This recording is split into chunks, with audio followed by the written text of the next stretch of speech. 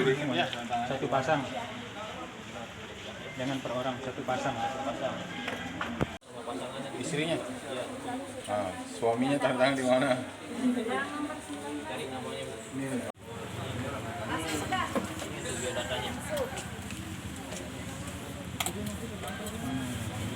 Ming.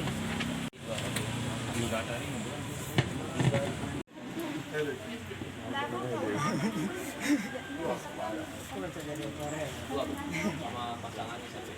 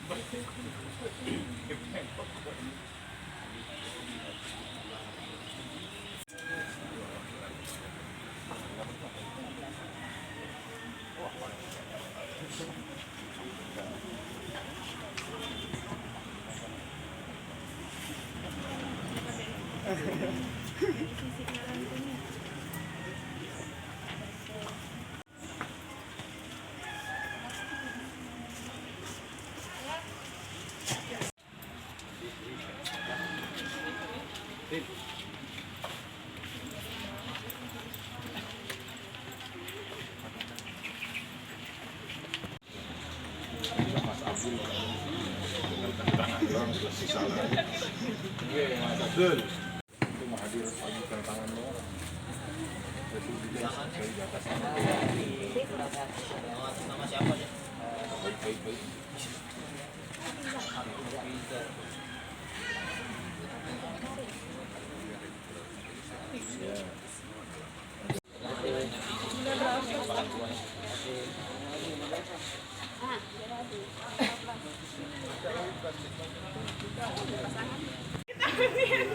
Nanti dah. Nanti kita belakangan. Tanda kita sedikit mengurus. Dika yang ganti. Nanti yang tanda tangan. Aulan bisa. Terus. Mana berani? Wah, sudah. Mari mudi-mudi dah.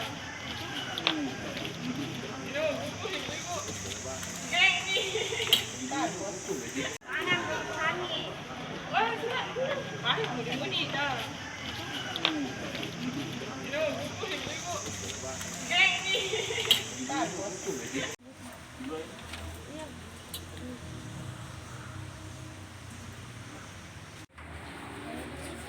Us. Udah habis tuh kemana? Dari rumah. Apa lagi? Rola Nisa nomor berapa? Abdurrahman itu nomor 11.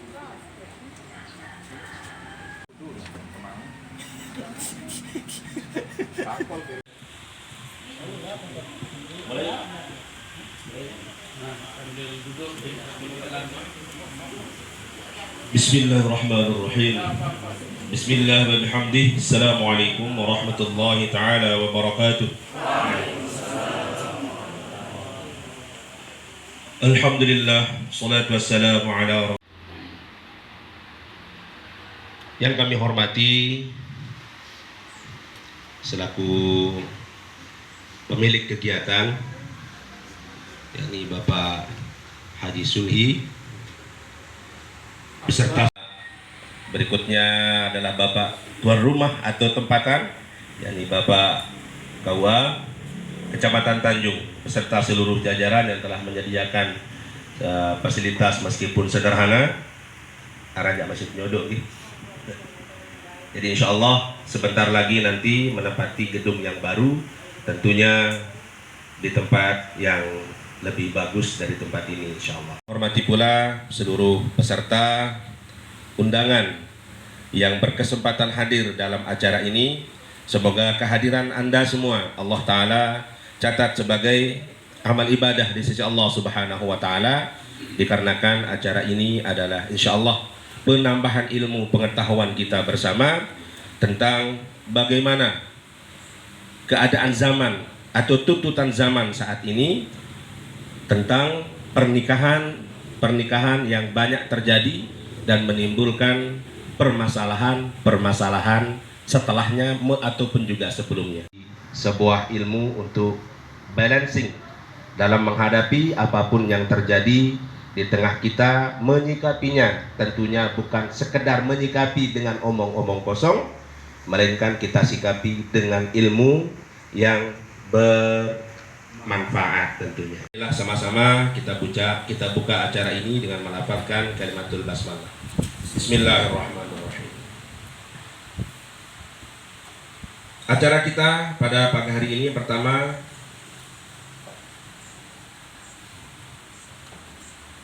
adalah pembukaan, yang kedua laporan ketua panitia, dan sekaligus mewakili Kepala Kemenak Kabupaten Lombok Utara membuka secara resmi.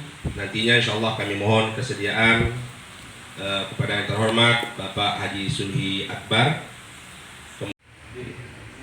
Tugas Pak. Kemudian acara yang berikutnya adalah penutup.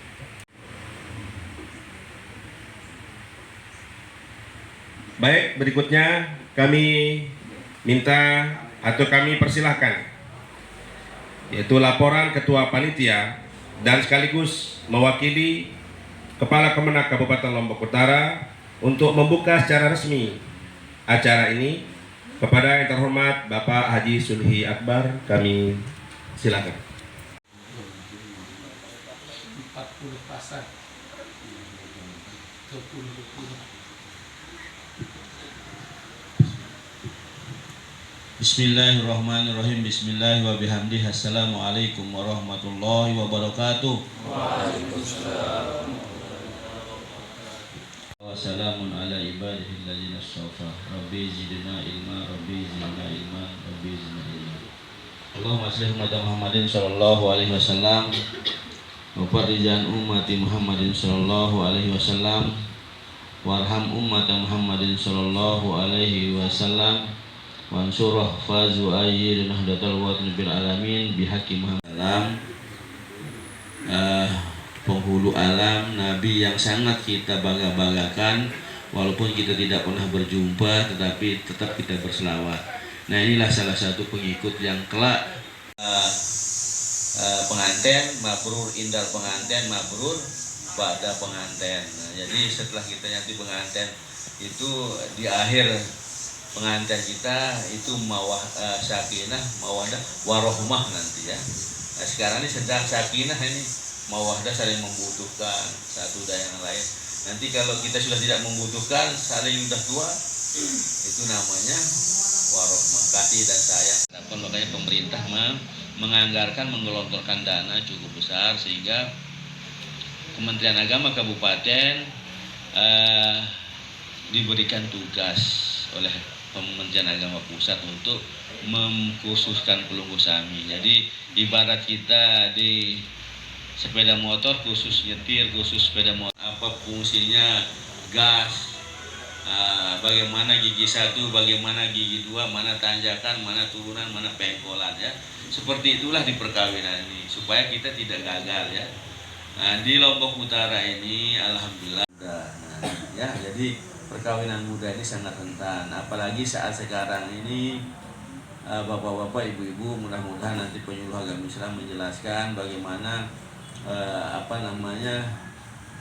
perkawinan muda ini sangat-sangat kita akan cerumus karena HP ini. Jadi banyak orang terjerumus karena ini. HP ini termasuk dajjal. Nah, dajjal, fitnati dajjal.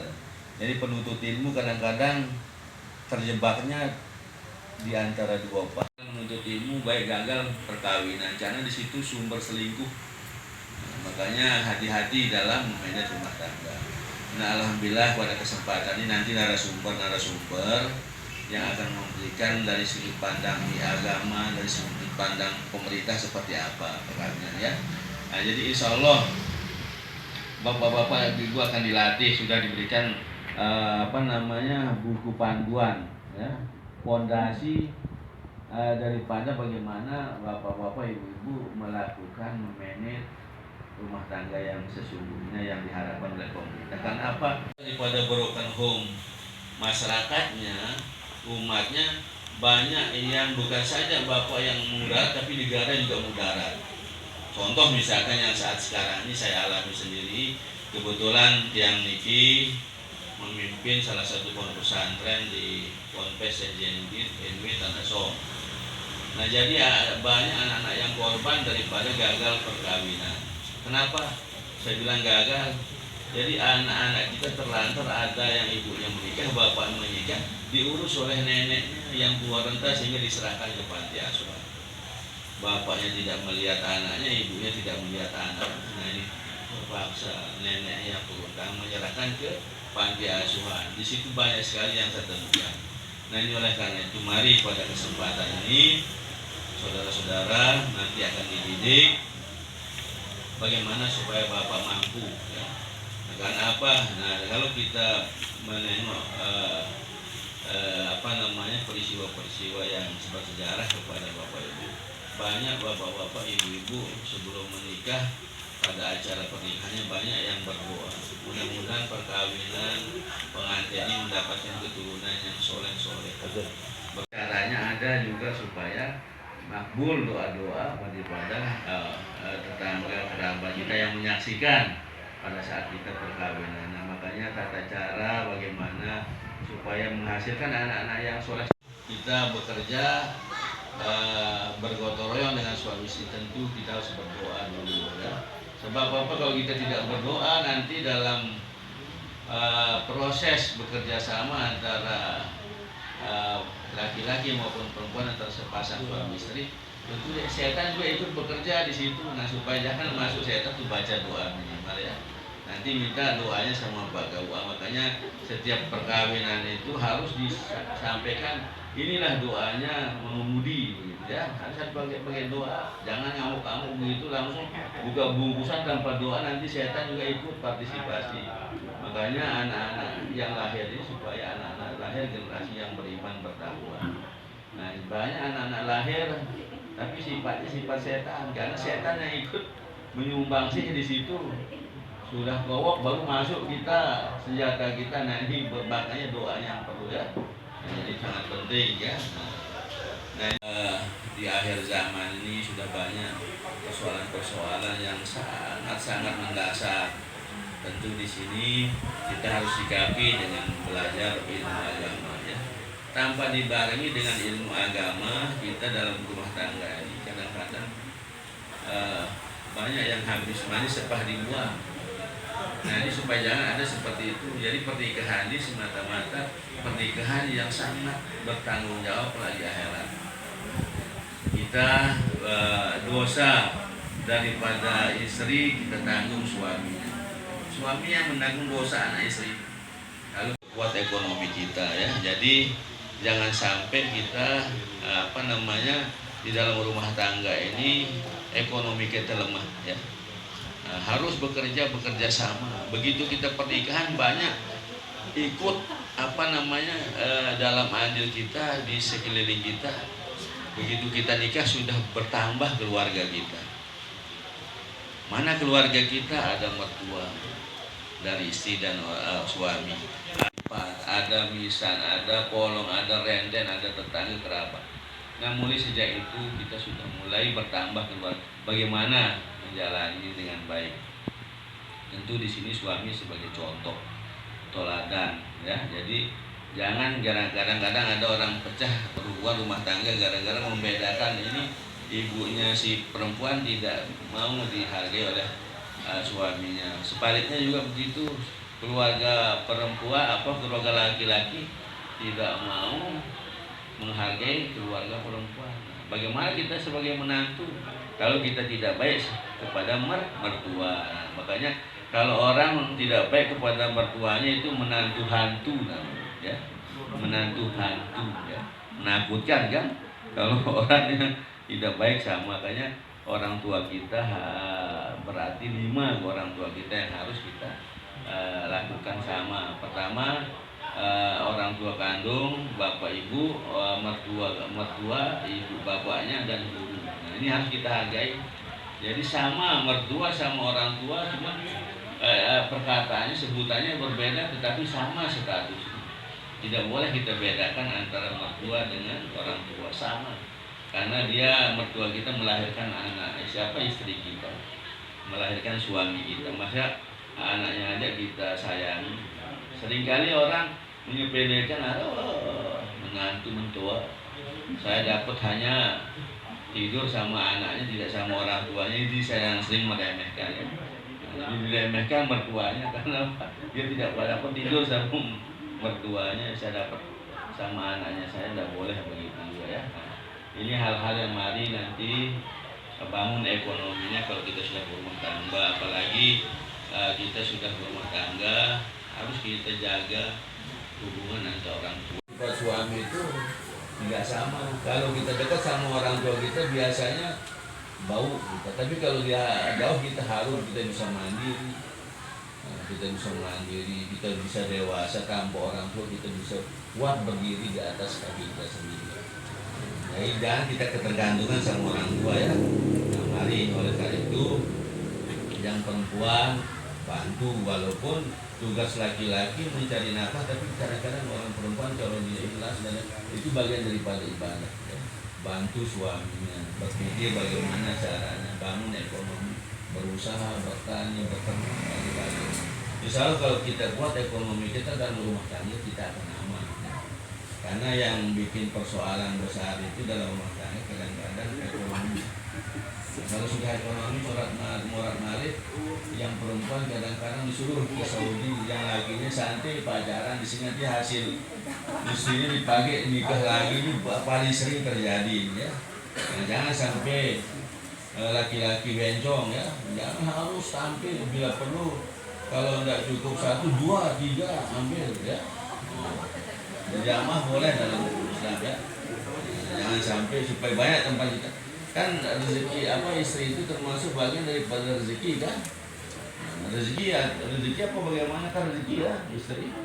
Kalau mau banyak rezeki tambah istrinya, ini terima. Jadi dari salah seorang pendapat ulama. Jadi mari ini kita sebagai jadi kita jadikan sebagai pembelajaran. Jadi wawasan kita harus luas. Yang perempuan juga harus wawasannya luas. Karena apa? Karena perempuan juga sekarang ini dipelihara oleh Allah Subhanahu wa Ta'ala lebih banyak daripada laki-laki. Makanya jangan poligami, dan poligami sebagai daripada ibadah. Ya. Mantap bagi laki-laki ini gak bergembira ya. Tapi insya Allah jangan berkecil hati, sebab ini agama. Kalau kamu adil silakan, tapi kalau kamu tidak adil jangan. Ada larangannya juga, ada warningnya. Rumah tangga ya, kalau kita tidak mampu adil. Oleh karena itu insya Allah kegiatan ini dilaksanakan 2 hari ya. Nah, 2 hari ini nanti Ibu sudah dikasih bekal ilmu pengetahuan, nanti juga ada transportasinya ya. Insya Allah ada, karena ini pemerintah yang menyelenggarakan ya. Jadi ini termasuk kegiatan ini bagaimana kita membantu pemerintah mensejahterakan rakyat bangsa Indonesia ya. Jadi tujuan dari pemerintah ini bagaimana supaya masyarakatnya aman, damai, tentram. Nah, makanya kita bangun dalam rumah tangga itu ukhuwah Islamiyah, kekuatan bernegara, kekuatan bernasab, ukhuwah nasabiyah, ukhuwah watoniyah, kekuatan bernegara, ukhuwah Islamiyah, ukhuwah basyariyah, kekuatan bermanusia artinya.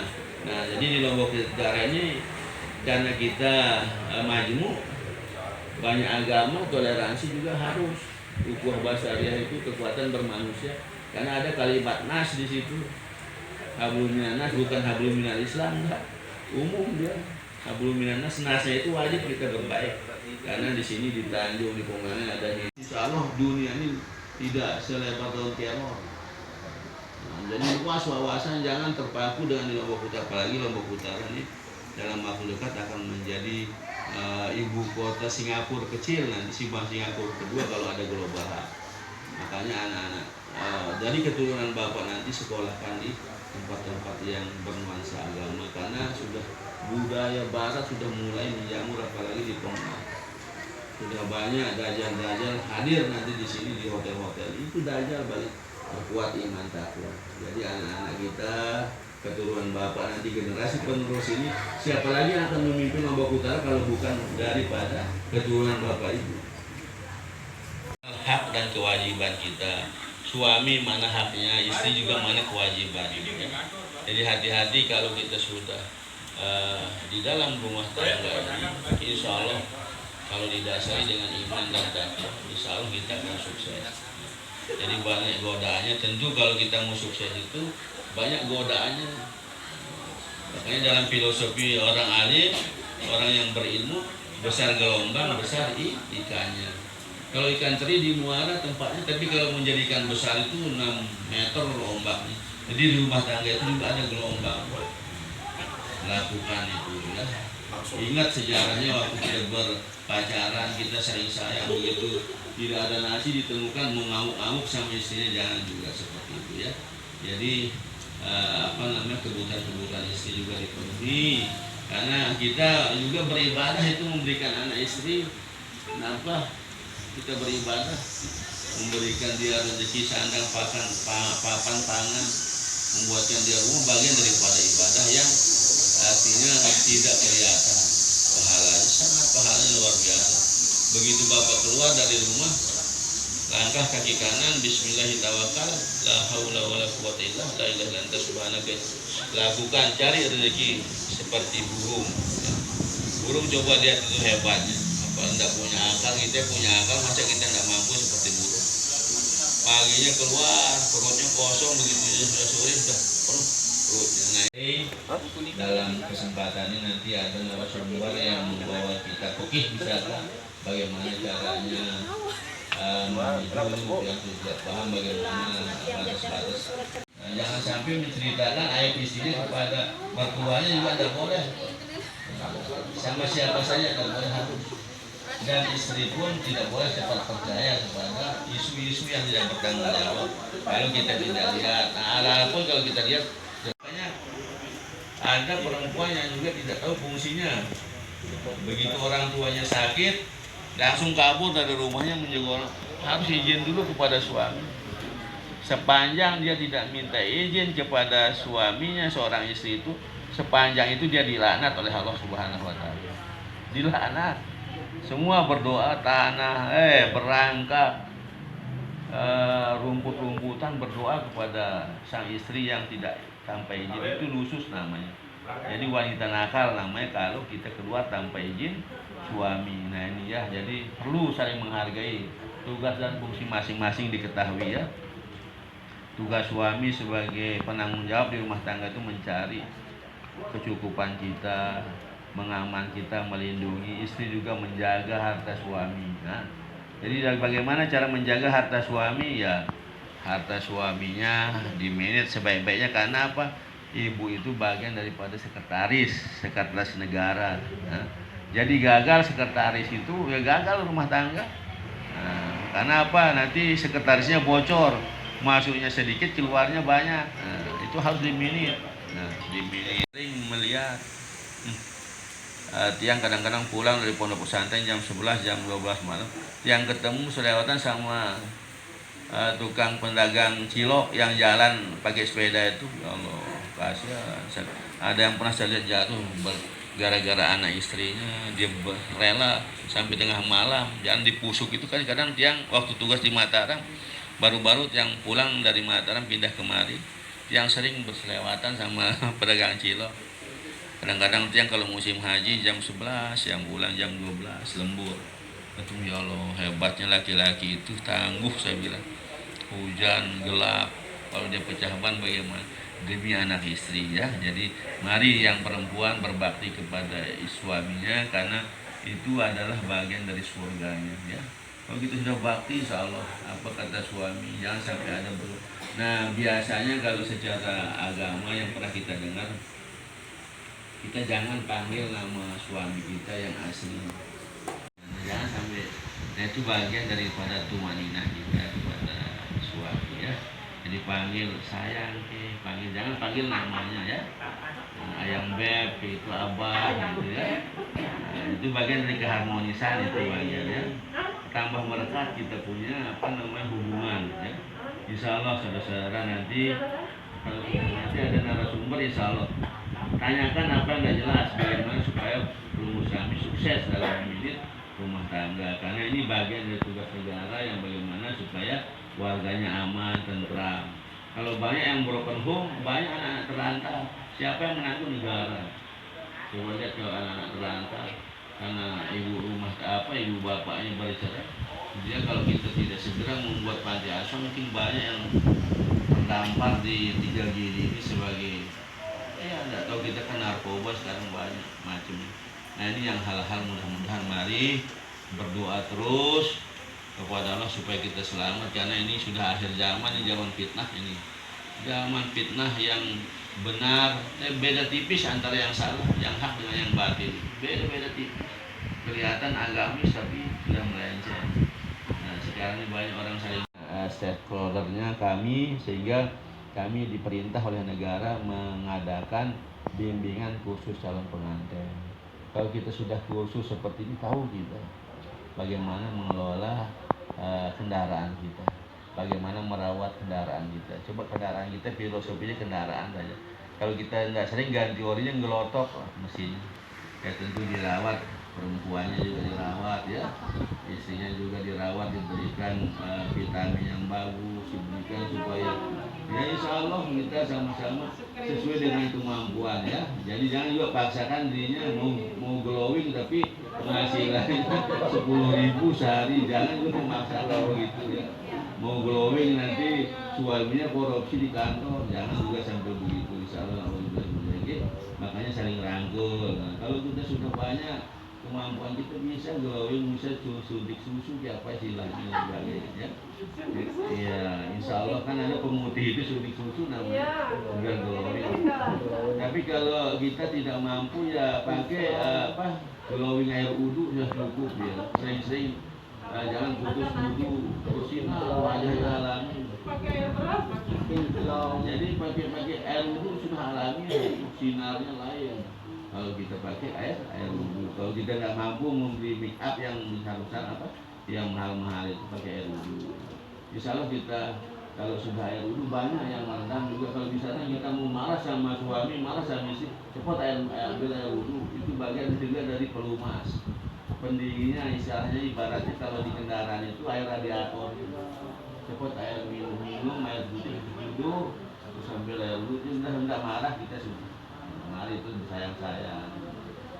Nah oleh karena itu intinya kalau orang laki-laki mau disayangi, mau senang itu hargai suami. Kalau dia lelah begitu dia datang dari tempat kerja, bukakan dia bajunya, bukan hanya sepatu. Nah, kalau yang istri pergi kerja, dia harus menghargai juga kepada Harus dikerjain istrinya ya. Nah, jadi sambut dia dengan wajah yang manis, sambut dia dengan wajah yang ceria. Walaupun kadang-kadang orang laki ini ilmunya ya, misalkan kita dibuatkan sambal terong aja atau luar yang punya kurang garam bisa, padahal bahaya itu ya. Jadi harganya juga perempuan itu luar biasa. Coba kalau kita lihat ya, kita rilis kembali tugas-tugas perempuan, sangat berat tugasnya. Sudah dia melayani kita di kasur, sudah dia melayani kita di dapur, mengurus anak. Coba kita kaum laki-laki suruh gendong anak kita 1 jam ya tidak mampu gitu. Makanya perempuan itu luar biasa, harus disayangi. Coba tugasnya berat. 3, makanya di mana saya berbakti katanya berjawab kepada Rasul, ibumu itu penting. Pertama dia mengandung 9 bulan, tidurnya tidak enak, duduk tidak nyenyak dan sebagainya. Terus melahirkan antara hidup dan mati. Ada yang keluar plasentanya itu, ada air ketubanya habis, matilah, tamat riwayat. Yang ketiga menyusui sampai 2 tahun. Kadang-kadang punting susu ibu kita gigit, aduh sayang. Sampai begitulah, makanya ibu kasihan ya orang perempuan ya. Apalagi kita kalau sudah ya Allah, makanya ibu perempuan ini harus dijaga, dirawat sebaik-baiknya ya. Nah, jangan kasih dia capek ya. Nah, kalau dia capek, tambahkan dia tenaga lagi, tambahkan pesertanya misal. Nah, kalau dia tidak mau capek menjadi istri ya. Mari mudah-mudahan apa yang saya sampaikan ini sebagai bahan Bapak Ibu nanti pada saatnya ada moderator, saya selaku ketua panitia ini mengucapkan terima kasih banyak kepada Purwosami. Dengan izin Allah, bapak-bapak, ibu-ibu ini mendapatkan inayah. Karena kita mohon kepada Allah taufik, hidayah dan inayah. Nah inilah inayahnya. Nah, inayah ini seperti dapat bisa hadir di tempat ini. Nah, kita dapat ilmu, dapat makan, dapat uang, transport luar biasa. Ya, ilmu luar biasa. 3 poin ini bapak dapat. Nah nanti sebar ke masyarakat tetangga. Begini caranya. Supaya kita mendapatkan keluarga sakinah, mawaddah dan warahmah ila akhir ya. Jadi mabrur qabla perkawinan, mabrur indah ini dalam proses indah. Mabrur nanti setelah kita mawaddah warahmahnya itu nanti. Nah warahmah itu yang sudah kita manage. Karena kita sudah tuh tidak saling membutuhkan. Semua sudah pewat. Kita yang laki-laki tentunya sudah lemas. Yang perempuan sudah ada kebubur semua. Bagaimana kita warahmah yang muncul? Misalkan kalau sudah agama insya Allah kasih dan sayang terus. Ya, jadi mari pada kesempatan ini terima kasih banyak juga saya ucapkan kepada seluruh kru panitia, baik dari kepala dua kecamatan Tanjung ini yang ini besar-besar semua. Jadi Tengahnya juga besar. Kecamatan Tanjung itu gagah-gagah besar-besar, jumbo-jumbo ya. Jadi saya selaku ketua regunya di Bima Sisan juga besar ini ya. Nah, jadi insya Allah kalau sudah besar namanya Akbar ya. Jadi nama saya Suli Akbar, cari saya rumah saya di Benteng ya. Kalau ada persoalan sekolah saya mau nambah istri, dari datang ke rumah nanti ada resepnya ya. Boleh interview ya supaya diketahui. Kalau suami nambah istri. Yang sudah punya suami itu pacaran sama Gandhi apa bujangan itu tidak boleh, karena istri tidak boleh 2 suami. Itu yang dinamakan selingkuh. Yang dinamakan selingkuh itu sudah yang tidak boleh ada jalan. Tetapi kalau ada jalan boleh. Misalkan saya yang sudah punya istri, pacaran sama gadis boleh. Atau sebaliknya yang selingkuh atau janda boleh. Kalau sebaliknya juga saya sudah punya istri, pacaran saya sama istri orang itu juga selingkuh namanya. Ya. Nah, jadi harus paham mana nama selingkuh dan mana yang tidak selingkuh. Ini ada ayat-ayatnya di dalam kitab. Jadi, ayat selingkuh itu yang dijelaskan ya. Yang tidak boleh itu dinamakan selingkuh. Kalau yang boleh itu tidak.